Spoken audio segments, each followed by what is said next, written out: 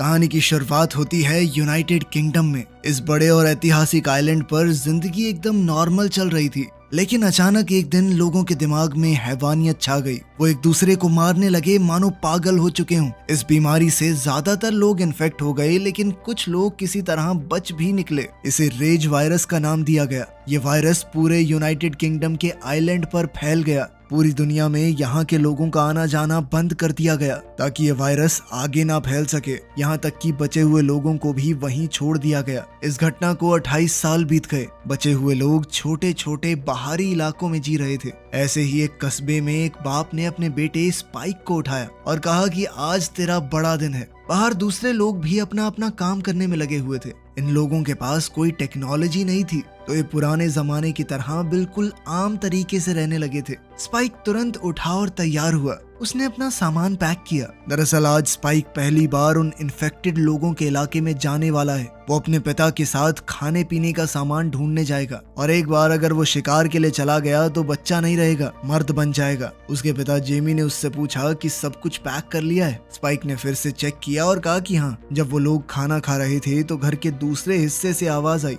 Spike की माँ उठ गई थी। जेमी पहले उसके कमरे में गया और स्पाइक पीछे पीछे। माँ ने उनकी मदद न कर पाने के लिए उनसे माफी मांगी और स्पाइक को गले लगा लिया। उसने कहा कि सुबह से मेरे सर में बहुत दर्द है। वो ठीक होने की कोशिश तो करती है, लेकिन साफ दिख रहा था कि ये बीमारी उसे पकड़ चुकी है। माँ को दोबारा बिस्तर पर लेटाकर स्पाइक अपने पिता जेमी के साथ निकल गया। जब वो लोग गांव से गुजर रहे थे तो लोग उन्हें अलविदा कहने बाहर निकले। कुछ लोग हिम्मत दे रहे थे तो कुछ बस सर हिलाकर इज्जत। एक छोटी लड़की ने तो स्पाइक को एक फल भी दिया। इस कस्बे के गेट पर वहाँ की लीडर जेनी उनका इंतजार कर रही थी। जेनी ने फिर उन्हें अपने कस्बे के नियम याद दिलाए। एक बार तुम लोग बाहर चले गए तो वापस आ सकते हो, लेकिन अगर नहीं आए तो कोई तुम्हें बचाने नहीं जाएगा। ये हमने बहुत सी ठोकरें खाकर सीखा है। बहुत लोग गए और ज्यादातर वापस नहीं आए। मतलब जब तुम मेन लैंड पर जाओगे तो सिर्फ अपने भरोसे हो, समझे? जेमी और स्पाइक ने हामी भरी। फिर जेनी ने वॉचमैन एंट से पूछा कि सब ठीक तो है ना,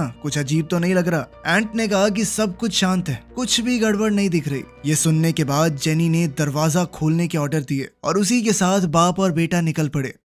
उनके पास बंदूकें नहीं हैं, सिर्फ तीर और चाकू हैं। चलते हुए जेमी ने स्पाइक से इस रास्ते के बारे में कुछ सवाल किए। स्पाइक ने बताया कि यही हमारा पुल है, सिर्फ इसी रास्ते से हम मेन लैंड जा सकते हैं। लेकिन ये रास्ता सिर्फ तभी दिखता है जब लहरें कम होती हैं। जब लहर ऊपर आ जाएगी तो ये रोड पानी में डूब जाएगा और हम भी डूब जाएंगे। जेमी ने स्पाइक को बताया कि सिर्फ 4 घंटे हैं हमारे पास, उसके बाद लहरें बहुत ऊंची हो जाएंगी, तो हम टाइम पर निकल लेंगे, ठीक है? वो दोनों संभल कर आगे बढ़ रहे थे और तभी